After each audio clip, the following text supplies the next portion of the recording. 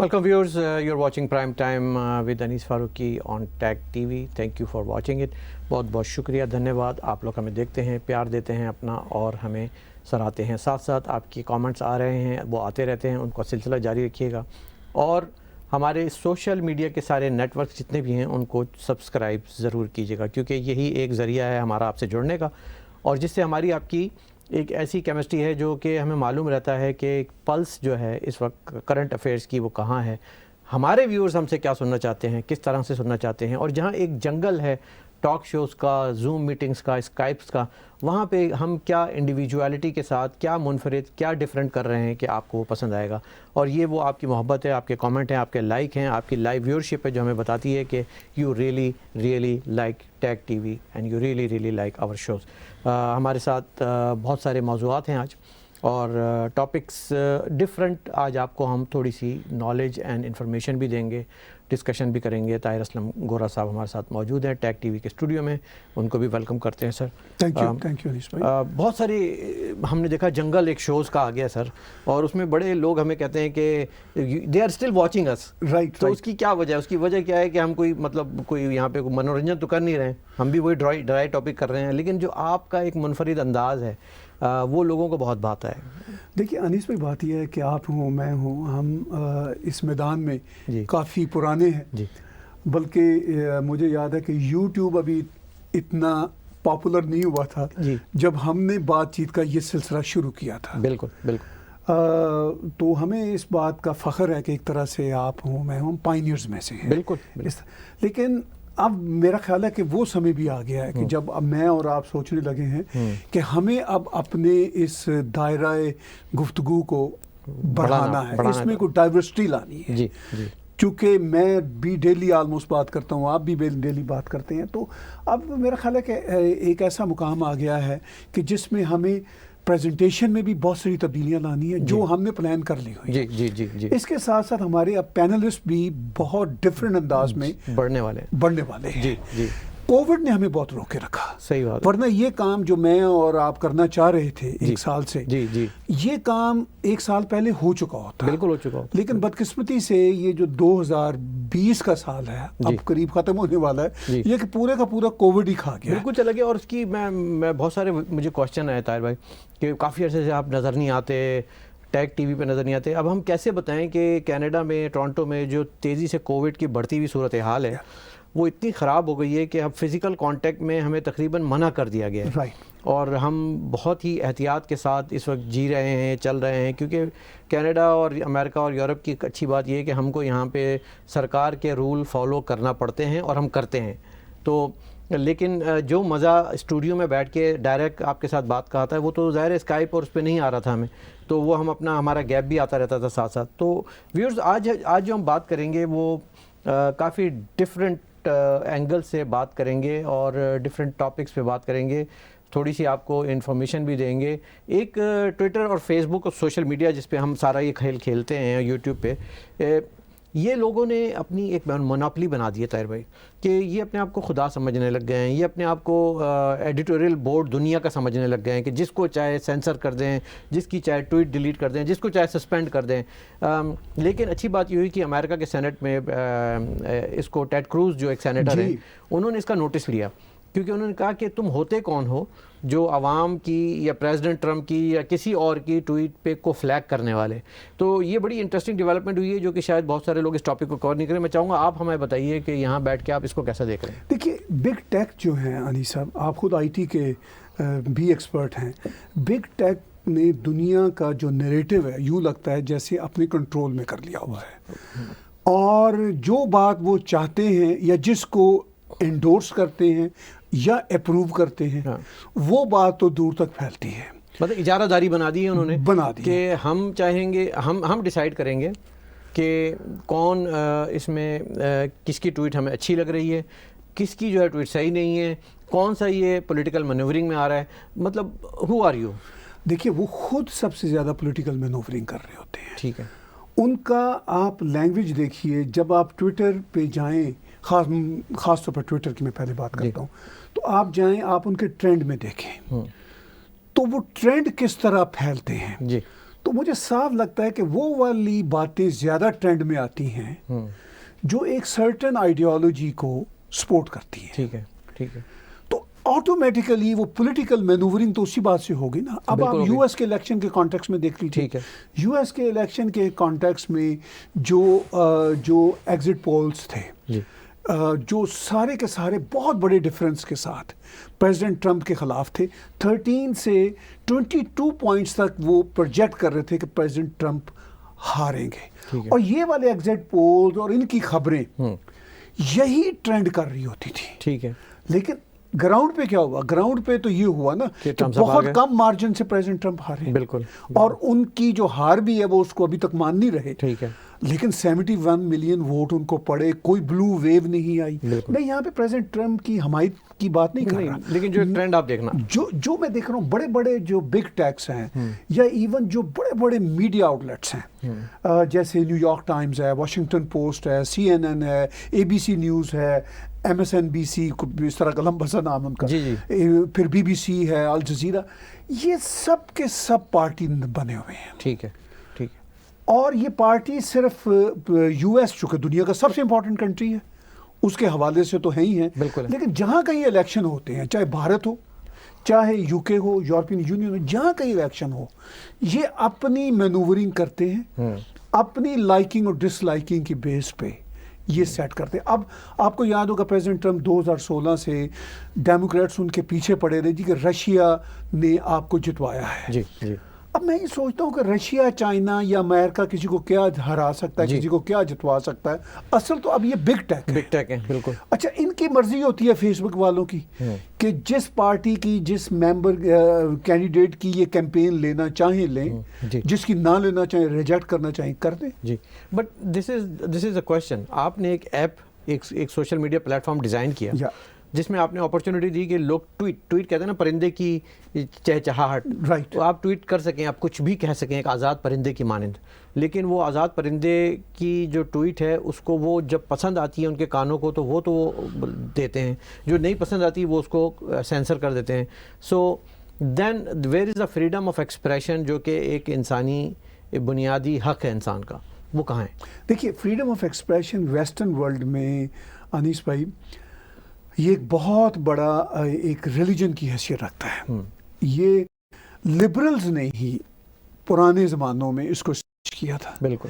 اب جو آج کے لبرلز ہیں وہ اسی فریڈم آف ایکسپریشن پر قدغنے لگا رہے ہیں. اچھا, میں ان سے بھی یہ کہتا ہوں کہ بہنوں بھائیوں, بات بڑی سمپل ہے کہ فریڈم آف ایکسپریشن اور ہیٹ میں لائن کھینچی جا سکتی ہے. بالکل. وہ اس کے قوانین ہر ویسٹرن کنٹری میں موجود ہیں. ہاں بالکل. تو جب وہ قوانین موجود ہیں, نارمز موجود ہیں کہ ہیٹ والی بات نہیں چلے گی, نہ وہ CNN پہ چلے گی, نہ CBC پہ چلے گی, نہ ٹویٹر پہ چلے گی. اب ہیٹ کیا ہے؟ کوئی یہ کہے کہ جی فلاں ریلیجیس کمیونٹی یا ایتھنک کمیونٹی کو مار دینا چاہیے, وہ بری ہوتی ہے, یہ تو ہے ہیٹ. کوئی یہ کہے کہ فلاں آئیڈیالوجی جو ہے اس میں یہ خامیاں ہیں, یہ خوبیاں ہیں, یہ فریڈم آف ایکسپریشن.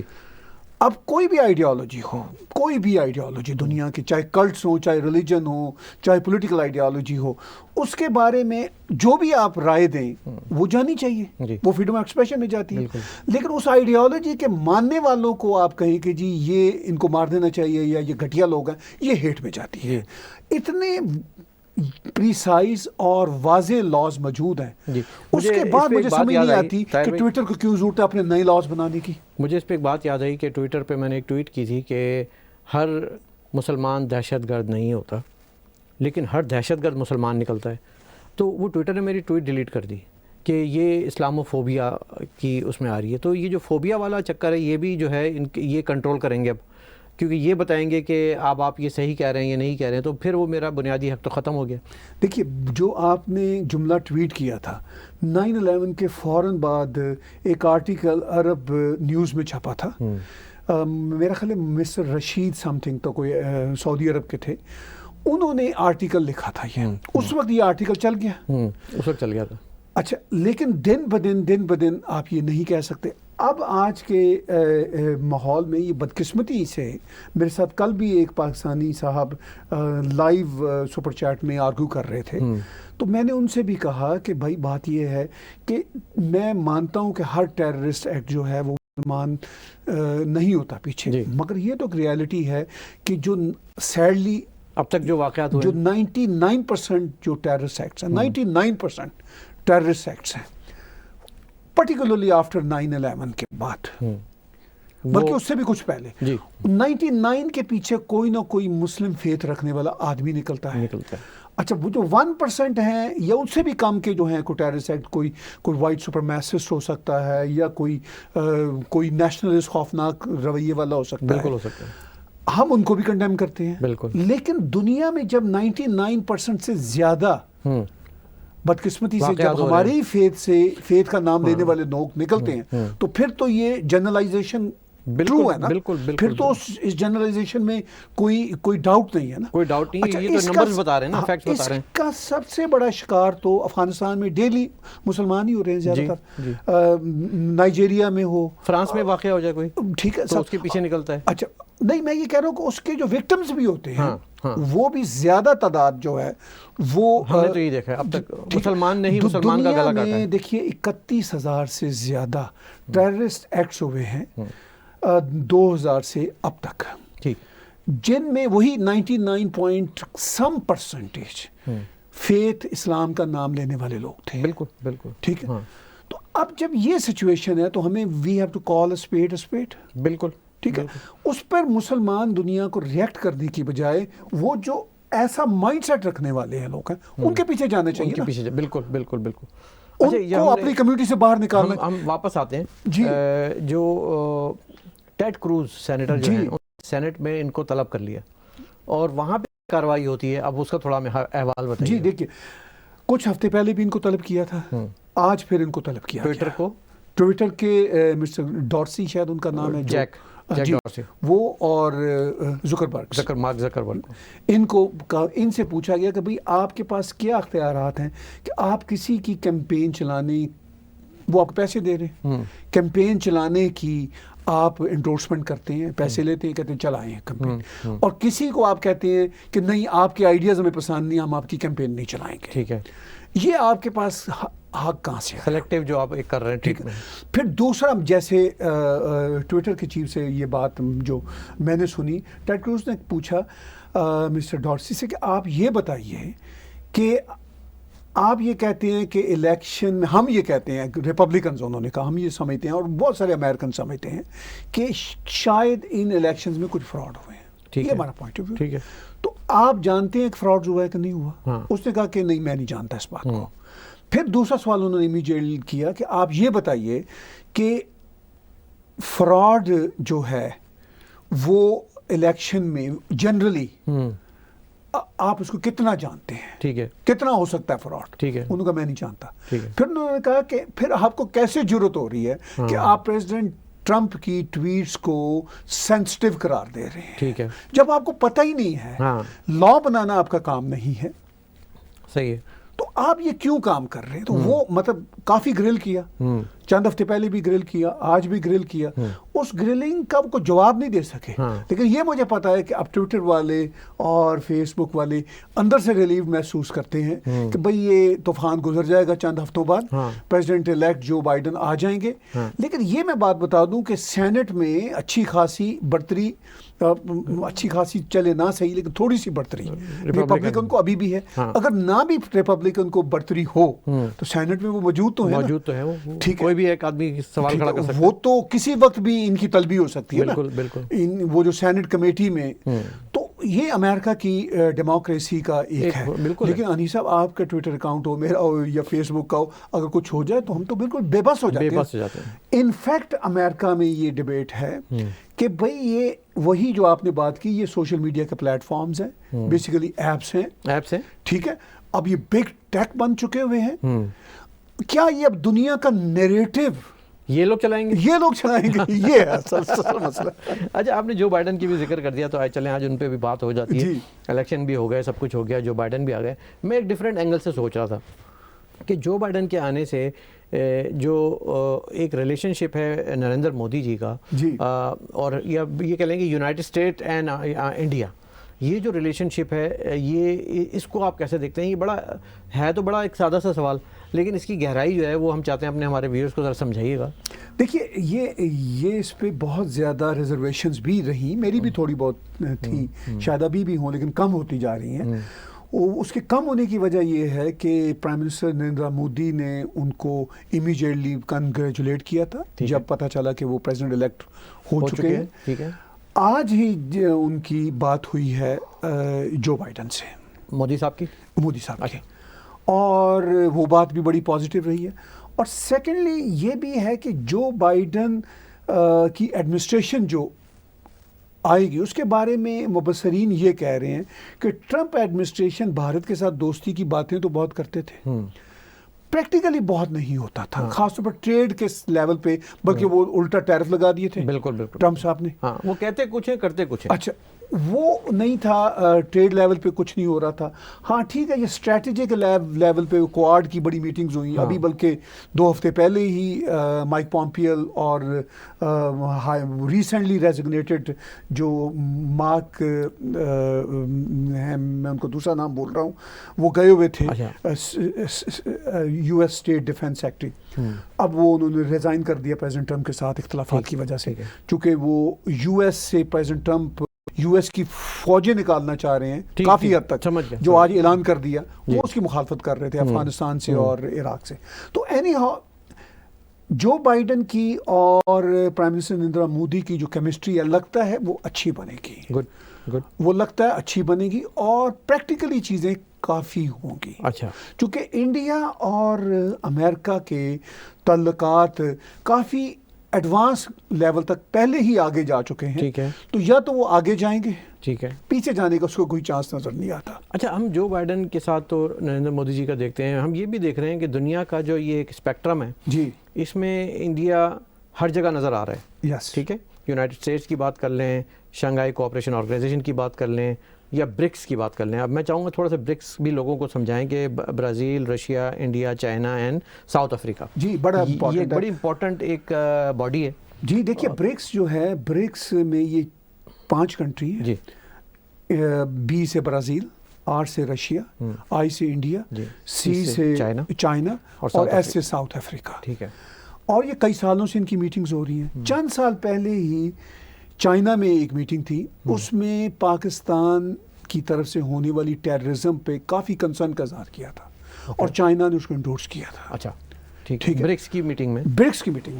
اب جو آج کی ورچوئل میٹنگ ہوئی ہے، چونکہ اب کووڈ کے زمانے میں ساری میٹنگز ہی ورچوئل کی ہو رہی ہیں، آج کی جو ورچوئل میٹنگ ہوئی ہے اس میں پرائم منسٹر مودی اور پریزیڈنٹ شی کا موجود ہونا اس لیے بھی امپورٹنٹ ہے کہ وہ جو گلوان میں جو سارا واقعہ ہوا اور جو ٹینشن رہی، ابھی بھی وہ جے شنکر جی کا کہنا ہے کہ ابھی بھی کوئی بہت اچھے تعلقات نہیں ہیں چائنا اور آن اے سرٹن بارڈر انڈیا کے. ویسے بھی بھی نہیں ہے، کافی سخت میری آپس میں سرد میری بھی ہے.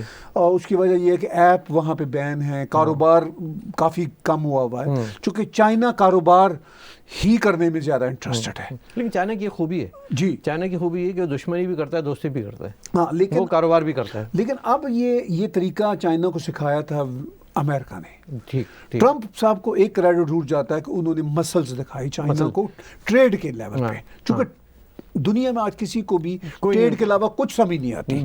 ٹریڈ بڑھے گا تو سب خوش ہیں، ٹریڈ کم ہوگا تو سب کی گردنیں جو ہے بند ہو جاتی ہیں. تو اس سارے کھیل تماشے میں برکس میں جو آج کی ورچوئل میٹنگ ہوئی ہے اس میں پرائم منسٹر نریندر مودی نے یہ سٹینڈ لیا کہ برکس کے فورم پہ بھی ٹیررزم اور ٹیررزم کرنے والے ملکوں کی بھرپور مذمت ہونی چاہیے، ان کی روک تھام ہونی چاہیے. یہ انہوں نے ان کی روک تھام ہونی چاہیے. ٹھیک ہے. اچھا، جب یہ بات پرائم منسٹر نریندر مودی کریں گے تو اس کا ایک ہی ہوتا ہے، اور کوئی ہے ہی نہیں، وہ پاکستان ہے. جی. چونکہ آپ بار بار عمران خان کو سنتے ہیں، وہ کہتے ہیں کہ ہمیں ٹیررزم کے نام پہ لپیٹتے ہیں اور انڈیا والے لپیٹتے ہیں، مودی جی لپیٹتے ہیں. مودی جی نے پھر لپیٹا. ہاں. اور مودی جی جب بھی ٹیررزم کی بات کریں گے وہ پاکستان کی بات کریں گے، اس لیے کہ ان کے پوائنٹ آف ویو سے ٹیررزم کا سارا جو فساد ہے پاکستان میں ہے. وجہ یہ کہ بھارت میں کوئی اور کنٹری تو آگے ٹیررزم کرتا نہیں ہے. صحیح بات ہے. چاہے وہ ممبئی کا اٹیک ہو، اس پہ اگلے ہفتے ہم شاید تفصیلی بات کریں گے، مگر یہ مہینہ وہی ہے، بالکل نومبر کا مہینہ، تو وہ بھی پاکستان سے سارے کے سارے تانے ملے ہوئے ہیں. صرف تانے ہی نہیں، ثابت ہوا. بالکل ہوا، بالکل. اچھا، پھر یہ آپ کا دہلی پارلیمنٹ اٹیک، بالکل. پھر وہ 93 کے آپ وہ بمبئی کے اٹیک، بالکل یاد کریں ذرا پرانی بات. بالکل. پھر یہ پٹھان کوٹ کا واقعہ ہو، کوئی بھی لے لیں آپ، مطلب یہ اس کے پیچھے سارے کے سارے جو ہوتے ہیں کھرے جا کے ملتے ہیں. اور کشمیر میں تو ہر دوسرے روز ہو رہا ہوتا ہے یہ کام. تو جب پرائم منسٹر نریندر مودی یہ بات کریں گے تو وہ ان کا کھل کے پاکستان کو چیلنج کرنا مقصد آتنکوادی ایجنڈا جو ہے وہ اس پہ برکس پہ بھی ہونا چاہیے. اس پہ کسی نے ان کو آبجیکٹ نہیں کیا، انکلوڈنگ چائنا، انکلوڈنگ چائنا نے بھی آبجیکٹ نہیں کیا، رشیا بھی نہیں کرے گا آبجیکٹ. حالانکہ رشیا کے پاکستان کے ساتھ پہلے کی نسبت ذرا بہتر تعلقات ہیں، لیکن اس پہ کسی نے بھی نقطہ اعتراض نہیں اٹھایا. تو آپ نے جو بات کی کہ انڈیا صرف یو ایس کے ساتھ ہی کوآڈ میں یا اسٹریٹجک الائنس میں نہیں ہے، جی اس میں بھی بہت آگے ہے. برکس ایک بہت امپورٹنٹ آرگنائزیشن ہے، بالکل، اس میں بھی بہت آگے ہے. اور پھر یہ بڑی امپورٹنٹ بات ہے کہ آج جو برکس کا اجلاس تھا اس میں صرف 5 لیڈر تھے. جب شنگھائی کارپوریشن آرگنائزیشن کا پچھلے ویک ہوا تھا اجلاس تو اس میں 17-18 کنٹری ہیں. ٹھیک ہے، تو وہ ذرا زیادہ چونچو کا مربع ہے. یہ بہت سلیکٹیو ہے، اور اس کا مقصد یہی تھا کہ یہ نیو ایمرجنگ اکنامک پاورز ہیں، برکس ہیں، Brazil, Russia, you can't ignore them. ٹھیک ہے. تو اس اعتبار سے صرف 5 لوگ تھے، جس میں سے 2 کی ٹینشن ہے. ٹھیک ہے، پریزیڈنٹ شی کی اور پرائم منسٹر نریندر مودی کی. لیکن پھر بھی ساتھ بیٹھے ہوئے، ساتھ بیٹھے ہوئے. کوئی ان کے جو ایجنڈے پہ انہوں نے تو نہیں کہا کہ نہیں پاکستان کے ہم دوست ہیں، نہیں پاکستان ہمارا یار ہے، ٹھیک ہے نا، ہمالیہ سے اونچی، شہد سے میٹھی، اور وہ عرب سمندر سے گہری جو دوستی ہے، وہ انہوں نے اس کا ذکر ہی نہیں کیا. پریزیڈنٹ شی نے وہ بالکل نہیں روکا ان کو، تو روکا ہی نہیں انہوں نے، کوئی نقطہ اعتراض نہیں دیا، بلکہ انہوں نے کووڈ کی ریسرچ کے سلسلہ میں اور بھی معاملات کے سلسلے میں انڈیا کے ساتھ بھرپور تعاون کی بات کی. لینگویج ذرا چینج نظر آئی ہے. Brazil, Russia, India, China, South Africa, جی اس میں جو کہانی میں ٹوسٹ ہے وہ یہ کہ رشیا کیا کر رہا ہے. رشیا دیکھیے، رشیا کا کیا کردار؟ رشیا ایک بہت بڑی ریجنل پاور تو ہے. 2 وجوہات. ایک تو یہ ہے کہ رشیا اپنے ایریا میں دنیا کا سب سے بڑا کنٹری ہے اور وہ اس ریجن میں ہے. دوسرا یہ کہ رشیا کے پاس آئل گیس کے جو ذخیرے ہیں وہ اتنے بڑے ہیں کہ اب یہ چین کو یا کسی کو مڈل ایسٹ سے تیل گیس لینے کی کوئی ضرورت نہیں ہے. ٹھیک ہے، اب تو مڈل ایسٹ سے تیل ویل لینے کی تو امریکہ کو بھی ضرورت نہیں رہی. اب تیل کی وہ سیاست اور تیل کی کہانیاں ختم ہو گئی، تیل کارڈ ختم ہو گیا. ہاں، تیل کارڈ ختم ہو گیا. اب تو جو کوئی خریدتا ہے وہ جس کو سوٹ کرتا ہے اس کی بیس پہ خریدتا ہے. اب چائنا بہرحال دنیا کا بہت بڑا کنزیومر ہے تیل کے معاملے میں، اور بھارت بھی بہت بڑا کنزیومر ہے. اور بھارت اور چائنا کے علاوہ برازیل جو ہے وہ بھی ایک ایمرجنگ اکانومی ہے. ٹھیک ہے، بہت بڑی انڈسٹریز ہے وہاں پہ. ساؤتھ افریقہ کے ریجن میں ایک ایمرجنگ اکانومی ہے. تو ان سب کو چائنا کی جہاں اس کے ساتھ ٹریڈ کی ضرورت ہے، انڈیا کے ساتھ ضرورت ہے، وہاں رشیا کے ساتھ بھی ضرورت ہے. بالکل. اور پھر رشیا کا پرانا جو ہسٹورک پارٹ ہے، آفٹر آل سوویت یونین رہا ہے. بالکل. ابھی بھی رشیا ایک اسٹرانگ پاور تو ہے. بالکل. اگر آپ رشیا کو ان 5 ملکوں سے نکال دیں، اگر دنیا کے پرسپیکٹو میں دیکھیں، ٹھیک ہے، تو امریکہ کے بعد اگر جن 4-5 ملکوں کے نام آئیں گے تو وہ امریکہ کے بعد میں آپ کو صاف نام بتاتا ہوں، چین ہے، رشیا ہے، یورپین یونین اور بھارت ہے. بالکل ہے، بالکل. یہ ہے سب سے بڑے اسٹیک ہولڈر. بالکل. اچھا، اب یہ دیکھیں کہ بھارت اور روس کے ایک تاریخی تعلقات ہیں. ایبسولوٹ. ٹھیک ہے نا، مطلب اتنے گہرے تعلقات ہیں کہ جب آپ کولڈ وار ہو رہی تھی اور جب دنیا 2 حصوں میں ڈیوائیڈڈ تھی، امریکہ ورسز رشیا، انڈیا بھارت کے ساتھ اور بھارت انڈیا کے ساتھ کھڑا تھا. تمام جو ان کا ایمونیشن اور آرمز ہے وہ آج بھی رشیا سے آتے ہیں. تو رشیا ایک انفلوئنس رکھتا ہے بھارت، اور اس کے چائنا کے ساتھ بھی برے تعلقات نہیں ہیں دیکھا جائے تو یہ جو ایکویشن بن رہی ہے، اور یہ جو اب ہم نے شنگھائی کوآپریشن کی بات کی، کوآڈ کی بات کی، برکس کی بات کی، ویئر از پاکستان ان دس؟ نہیں، دیکھیے پاکستان تو اس ساری بریکٹنگ میں کہیں نہیں ہے. شنگھائی کوآپریشن آرگنائزیشن میں ہے اگرچہ، لیکن ایز اے اسٹیک ہولڈر بات کر رہا ہوں میں. ہاں، نہیں پاکستان کا تو دیکھیے کہیں نہ کہیں یہ ہو سکتا تھا. آفٹر آل 220 ملین لوگ ہیں, لیکن بدقسمتی سے وہ جو تھا نا for the past particularly 40 years میں ہم نے جس طرح اپنا برا حال کیا یعنی پاکستان والوں نے, اس کے بعد تو وہ کسی بھی ایکویشن میں نہیں رہے. ٹھیک ہے, کوشش ان کی تھی کہ بھئی وہ 9/11 کے بعد وار آن ٹیرر میں ہی کوئی اپنی اہمیت بنا لیں. وہ بھی پھر امریکنز نے بھی ان کو کہا کہ آپ نے ہمیں بیٹرے کیا. پاکستان والے کہتے ہیں نہیں آپ نے ہمیں بیٹرے کیا. یہ ساری بحثیں بیکار ہیں practically. But Pakistan could be a very crucial partner, small partner, چھوٹا پارٹنر ہو سکتا تھا اگر وہ رسپانسبل بیہیو کر رہا ہوتا. نہیں وہ تو خیر کیا نہیں, کبھی کیا نہیں, تو کیا بھی نہیں. نہ انہوں نے کبھی سوچا کہ ہم بھی ان فورمز پہ ہوں, ہم بھی ان جگہوں پہ ہوں, ہم بھی ان کے ساتھ ہی کم از کم کچھ نہ کچھ ہمیں بھی ہماری عوام کو بھی فائدہ ہو. تو یہ ایک وزڈم تھا جو نہیں آج تک کوئی ڈیلیور کر سکا. ہم وہی آج جو دنیا دیکھ رہی ہے کہ مودی صاحب جو ہے وہ ان فورمز پہ ورچولی بات کر رہے ہیں. ہم دیکھ رہے ہیں کہ وہ شیخ رشید, فواد چودھری, اس طرح کے فردوس عاشق اوان اتنے چھوٹے لیول پہ گر گئے ہیں کہ we don't look like a nuclear state جو کہ ایک زمانے میں رسپانسبل دنیا کا اسٹیک ہولڈر, اسٹریٹجک پارٹنر ہوا کرتا تھا. So it is unfortunate. دیکھیے انفارچونیٹ ان کے پوائنٹ آف ویو سے ہے, مگر انفارچونیٹ تو تب ہے نا کہ وہ اس کو ریئلائز کریں. وہ تو ریئلائز ہی نہیں کرتے. وہ تو یہی سمجھتے ہیں کہ پنجابی کا ایک ایکسپریشن ہے, مجھے اجازت دیجیے, چھوکر کھیٹ. اچھا, یہ جو چھوکر کھیٹ سے مراد یہ ہے کہ یہ جو چھوکرے ہوتے ہیں فواد چودھری اور یہ فیاض چوہان اور وہ مراد سعید, اس طرح کے جو لوگ, ہاں جو مطلب گلی محلے کی زبان ہوتی ہے کہ ہم نے جی وہ بھارت کے اندر گھس کے پلوامہ کا ٹیررسٹ اٹیک کیا, یا تاج میں ٹھیک ہے, پھر دوست کریں گے, لال قلعے پہ جھنڈا لہرا دیں گے, کہ مطلب یہ اب یہ ہے آپ کی اسٹیٹ. اچھا یہ وہ اسٹیٹ ہے, اور اس کے جو بڑے کھلاڑی ہیں عمران خان صاحب, وہ ریاست مدینہ ریاست مدینہ کی بات کرتا رہتا ہے, کچھ بھی نہیں اندر سے. ریاست مدینہ میں کا یہ حال ہے کہ اس میں غریب آدمی مر رہا ہے. سر غریب آدمی مر رہا ہے, غریب بچیوں کا ریپ ہو رہا ہے, ٹھیک ہے نا, وہاں پہ کنورژن ہو رہے ہیں بچیوں کے, وہاں پہ ایک بری صورت حال. مطلب ہم کتنی بات کر چکے ہیں اس پہ, اور یہ سدھرتے ہوئے حالات روز دکھائی دیتے ہیں کہ روز ایک مرڈر ہوتا ہے, روز ایک ریپ ہوتا ہے. خیر یہ تو سدھرنے والی نیشن نہیں ہے. ایک اور آرگنائزیشن ہے جس کو میں چاہوں گا بلومبیری اکنامک فورم. جی مطلب یہ تو ایک کے بعد ایک جسے کہتے ہیں نا کہ کرکٹ کے اس میں کہتے ہیں کہ چھکے پھر چھکا اور پھر چھکے پہ چھکا مار رہے ہیں مودی صاحب. تو یہ جو اکنامک فورم ہے بلومبیری, اس میں بھی ایک ورچوئل سمٹ ہوا ابھی. جی آج ہی ہوا ہے نا, آج ہی کی کافی ڈیولپمنٹ ہے. اس میں بھی مودی صاحب آف کورس دیکھیے یہ کبھی بھی مس تو نہیں کر سکتے نا, بھارت کو مس نہیں کر سکتے. اور مودی جی کہاں جائیں گے مودی صاحب, ہر جگہ آپ کو نظر آ رہا ہے. وہ تو ہر جگہ بھارت مودی جی ہر جگہ تمام انٹرنیشنل لیول. وہ جو انڈینز کہتے ہیں کہ مودی ہے تو ممکن ہے, ایک تو ہے کہ مودی ہے تو ممکن ہے, اور دوسرا مجھے I have to be fair, Modi ji ہیں وہ تو اچھی بات ہے, اس لیے کہ وہ ایک بہت ہی ڈٹرمنٹ قسم کی ویژن ہے سر.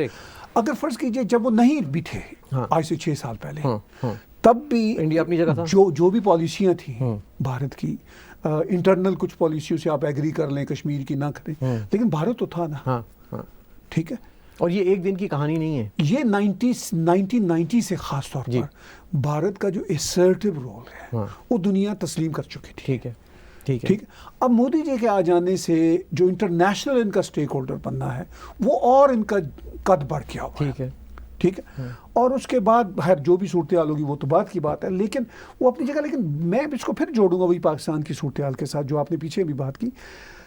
پاکستان اپنی لیڈرشپ کی وجہ سے, اپنے یہ جو چھوکر کھیڑ والے منسٹرز ہیں ان کے گلی محلے کے بیانات کی وجہ سے, ان کی بالکل برباد ہوئی اکانومی کی وجہ سے, اور برباد ہوئے ان کے مائنڈ سیٹ کی وجہ سے, یہ کہیں بھی بدقسمتی سے انٹرنیشنل لیول پہ نہیں رہا. اور جب یہ کبھی آتا ہے انٹرنیشنل لیول پہ تو پھر یہ چھلانگیں لگاتے ہیں.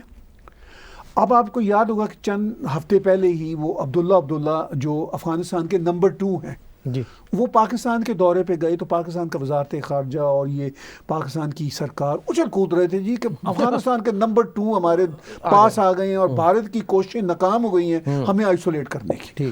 اس دورے سے وہ 1 دن کا غالباً دورہ تھا, وہاں سے 1 یا 2 دن کا, وہاں سے نکل کے وہ سیدھا دلی گئے اور وہاں وہ زیادہ عرصہ ٹھہرے اور وہاں جا کے انہوں نے زیادہ امپورٹنٹ باتیں کی اور کچھ باتیں وہ کی جو پاکستان میں کر کے آئے تھے اس کی اپوزٹ باتیں کی. ٹھیک ہے, اچھا لیکن بھارت کے میڈیا میں وہ کوئی خبر ہی نہیں تھی. ٹھیک ہے, کیونکہ بھارت کے میڈیا میں خبر تو یورپین یونین کے ساتھ ڈائلاگ کی ہوگی, برکس کی ہوگی, بالکل جو بائیڈن کے ساتھ ہوگی, بالکل ٹھیک ہے. وہ اب یہ تو نہیں باتیں ہوگی نا کہ افغانستان کا نمبر 2 ہمارے یہاں کیا کر کے جا رہے ہیں. تو یہ اتنا, یہ اصل میں ایسا میرا خیال فرق ہے, یہ فرق کوئی کمپیریبل ہی نہیں رہا. اب پاکستان کا میرا خیال ہے جو موازنہ پاکستان کے ساتھ ہی کیا جا سکتا ہے, افغانستان کے ساتھ بھی کرنا مشکل, بنانا ریپبلک افریقہ کی کنٹری کے ساتھ بھی نہیں, افغانستان کے ساتھ بھی کرنا مشکل ہو چکا ہے. ان کا کرنسی دیکھیں نا. اور دکھ کی بات یہ ہے کہ یہ ان کا اپنا ہی کیا دھرا ہے, کسی نے ان کا کچھ نہیں. جو آخری تھا نا, میں معافی چاہتا ہوں ایک سخت لفظ ہے, تابوت کا آخری کیل وہ یہ عمران خان نے اس پہ ٹھوک دی, اور ان کے جو کیبنٹ منسٹرز ہیں. اچھا, اب بات ہو رہی ہے کہ اکنامک فورم کی بات ہو رہی ہے, بلومبیری کی بات ہو رہی ہے, شنگھائی کارپوریشن کی, برکس کی, کوڈ کی, سب کی بات ہو رہی ہے. جو بائیڈن کی جو ڈیموکریٹس آئے ہیں جی, جس میں پہلے اوباما بھی رہے تھے, بل کلنٹن بھی رہے تھے, اب ہم دیکھ رہے ہیں کہ بل کلنٹن نے بھی ایک جسے کہتے ہیں نا کہ ایک فوڈ فار تھاٹ ایک اسٹیٹمنٹ پھینکا ہے. ہاں, اس میں پارٹیسپیٹ کیا ہے, ان کی ویڈیو بھی ہے. تو وہ کیا ہے؟ دیکھیے, اس میں بل کلنٹن نے اس پاسبلٹی کا بھی اظہار کیا, چونکہ بل کلنٹن ان امریکن پریزیڈنٹس میں سے ہیں جو چائنا کو اپنے ساتھ لائے تھے. ٹھیک ہے, چائنا کو جنہوں نے ورلڈ ٹریڈ سینٹر میں بڑھاوا دیا سب کچھ. پھر اس کے بعد اوباما اس سلسلے میں وہ یہاں میں دوسرے معنوں میں کہوں گا تابوت کا آخری کی ثابت ہوئے کہ انہوں نے چائنا کو اتنا بڑا رول دے دیا. تو آج بل کلنٹن نے یہ کہا ہے کہ ہم چائنا کے ساتھ چل سکتے ہیں کیونکہ یہ وہ ڈیموکریٹ پارٹی کے پرانے لیڈر بھی ہیں, ایون 2 دفعہ پریزیڈنٹ بھی رہ چکے, اور اس کیمپین میں جو بائیڈن کی کیمپین میں بھی انہوں نے ساتھ دیا. تو ٹرمپ رجیم کا یہ کہنا کہ ہم ان کو چائنا کو کارنر کریں گے, اب مجھے نہیں پتا, مشکل ہو جائے گا کہ آگے جا کے پینٹاگون کیا ڈیسائیڈ کرتا ہے, کیونکہ یہ اسٹیبلشمنٹ کیا ڈیسائیڈ کرتی ہے. میرا یہ خیال ہے کہ جس طرح شاید ٹرمپ بھی دنیا میں باتیں کرتے ہیں یا کرتے تھے, ابھی بھی کر سکتے ہیں چونکہ 20 جنوری تک تو ہیں, ان کی باتیں تو وہ کر سکتے ہیں, لیکن اس پہ عمل کتنا ہوتا ہے صحیح وہ ایک الگ بات ہے, وہ دیکھنے والی بات. اب جو بائیڈن اور ان کی ایڈمنسٹریشن, چونکہ جو بائیڈن کی جو سرکار چلے گی, یہ جو بائیڈن اس پہ اتنا آپ کو چھائے ہوئے نظر نہیں آئیں گے, اس پر آپ کو امریکہ چھایا ہوا نظر آئے گا. یعنی امریکہ کی اسٹیبلشمنٹ, بالکل ان کی ٹریڈ پالیسی جو ایک ٹپیکل امریکہ ہوا کرتا تھا, جو ہوا کرتا. یہ نہیں کہ ٹرمپ صاحب نے صبح اٹھے ایک ٹویٹ کر دی, شام کو اٹھے ایک ٹویٹ کر دی, وہ پالیسی ایشو کر دیتے تھے ٹویٹر پہ, شاید اسی وجہ سے ٹویٹر بھی ناراض تھا ان سے.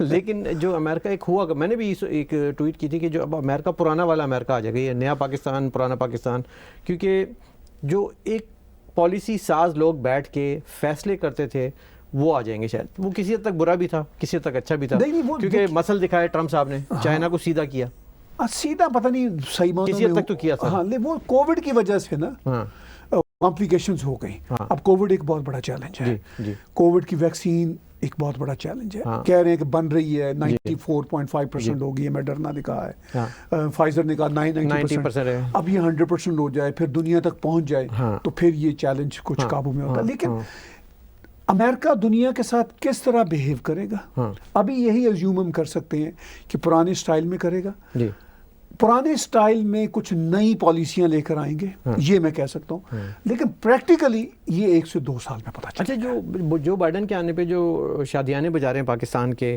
کچھ لوگ, جی, کہ شاید یہ ہمارے حق میں بہتر ہے, از اٹ ٹرو؟ شاید کچھ معاملات میں پاکستان کو شاید کو تھوڑی بہت فنڈنگ ہو جائے, ٹھیک ہے, میں شاید کہہ رہا ہوں, لیکن پاکستان پر جو اسٹیبلشمنٹ پر جو ٹرسٹ ہے امریکنز کا وہ مکمل طور پر ختم ہو چکا ہے. اٹ ڈزنٹ میٹر کہ ٹرمپ ہے وہاں پہ یا جو بائیڈن ہے. کہتے ہیں کہ جو ٹرمپ کی وجہ سے جو FATF کی تلوار آج تک لٹکی ہوئی ہے پاکستان پہ, سو کوئی ریلیف ملے گا؟ میرا نہیں خیال ٹرمپ کی وجہ سے ہے فیٹف کی. وہ انہوں نے ایک ٹف سٹانس لیا ہوتا. فیٹف کی جو تلوار ہے وہ ٹرمپ سے زیادہ مجھے یورپین یونین کی اور خود جو فائنینشیل ایکشن ٹاسک فورس کا ادارہ اس میں تو کوئی چینج نہیں آئی, ان کی اپنی فائنڈنگز کی بیس پر ہے. ٹھیک ہے. وہ پھر اس کے بعد یہ سارے ٹیوے چل رہے ہیں, ٹھیک ہے, ایزمپشن چل رہے ہیں کہ یار یہ شاید ہو سکتا ہے ٹرمپ کی وجہ سے سارا ہے. ٹرمپ تو عمران خان کو اپنا بہت اچھا باڈی کہتے تھے. بالکل. تو وہ تو کسی کو بھی کچھ بھی کہتے تھے. ہاں, تو پھر اس کے بعد اگلے دن وہ کچھ اور کہتے تھے. اتنے اچھے دوست کہنے کے باوجود بھی اگر کچھ بھلا نہیں ہوا تو اب دیکھتے ہیں کہ جو بائیڈن تو کوئی ایسی لینگویج یوز نہیں کر رہے, نہ اچھی نہ بری.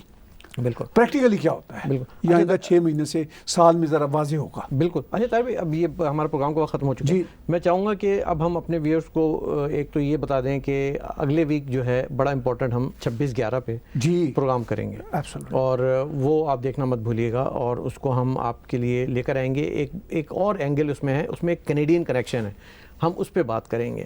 اور اس پہ یہاں پہ جو, کیونکہ آپ کو پتہ ہے اس میں کینیڈین بھی جو ہے وہ دو کینیڈین مارے گئے, 2 کینیڈین مارے گئے, چاند زخمی ہوئے. جی, تو وہ ہم as a nation, as a Canadian nation اس کو کیسا دیکھ رہے ہیں, اور یہاں پہ کیا ہو رہا ہے. کچھ ایسی ڈیولپمنٹ ہو رہی ہے جو ہم آنے والے پروگرام میں بتائیں گے. تو اس کے لیے ہمارے ویورز کو ہمارا اگلا پروگرام دیکھنا ہوگا, اور ساتھ ساتھ جو جن چینجز کی آپ نے بات کی ہے, ہو سکتا ہے اگلے ویک تک ہم اس کو امپلیمنٹ کر کے ایک نئے فارمیٹ کے ساتھ ہم پرائم ٹائم لے کر آئیں اپنے ویورز کے لیے. تو وہ بھی ایک بڑی بات ہوگی. آج ہم اس ٹاپک کو یہیں تک رہنے دیتے ہیں, کیونکہ جو ہم انٹرنیشنل ریلیشنز کی بات آج کی ہے یہ بڑی امپورٹنٹ تھی اس خطے کے لیے, اس ریجن کے لیے. طاہر بھائی بہت بہت شکریہ. Thank you. ویورز, جیسا کہ میں نے آپ سے کہا کہ اب ہم بات کریں گے آنے والے پروگرام میں 26/11, اور اس وقت جو کرنٹ افیئرس کی سچویشن ہوگی اس پہ بھی بات کریں گے. ساتھ ساتھ ہم بات کریں گے کچھ ڈیولپمنٹ کراچی میں بھی ہوئی ہے, اس پہ بھی دیکھیں گے کیا اس وقت تک ہمارے پاس کیا رپورٹس آتی ہیں, تو وہ بھی ہم آپ کو دیں گے, کیونکہ یہ ایک بہت بڑا خطہ ہے اس ریجن کا جو کہ اکنامکلی افیکٹ کرتا ہے. اس پہ بات کر سکتے ہیں. اور ہمارا جو نیا فارمیٹ ہے ٹیک ٹی وی پہ پرائم ٹائم کا, اس پہ ہم آپ کو بہت جلد بہت اچھا کانٹینٹ دینے جا رہے ہیں. دیکھتے رہیے گا, سبسکرائب کرتے رہیے چینل, ہماری نیٹ ورک کو سپورٹ کرتے رہیے. آپ کی سپورٹ کے ساتھ ہی ہمیں ہمارے پروگرام کا وقت اب یہاں ختم ہو رہا ہے. انیس فاروق کو اجازت دیجیے گا. آداب.